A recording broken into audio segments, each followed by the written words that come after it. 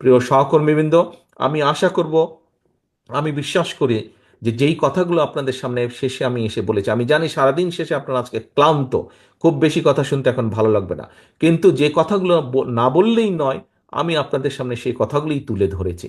আমি অনুরোধ করব, বিগত 15-16 বছর আপনারা অক্লান্ত অত্যাচার নির্যাতন সহ্য করে আপনারা এই জায়গায় এসে দাঁড়িয়েছেন।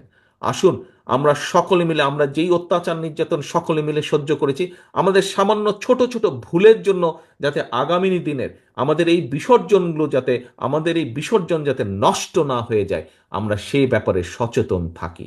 যে অত্যাচার নির্যাতন সহ্য করেছি, এখনো বহু মানুষের নামে মিথ্যা মামলা আছে, এখনো সেই মামলা উঠে নাই, মামলার খড়গ এখনো রয়ে গেছে। কাজে আসুন, যেই নির্যাতন আমরা সহ্য করেছি, যেই বিসর্জন আমরা দিয়েছি, সেই বিসর্জন যাতে নষ্ট না হয়ে যায়, যেই কষ্ট করেছি সেই কষ্ট যাতে নষ্ট না হয়ে যায়, এই ব্যাপারে আমরা সচেতন থাকি।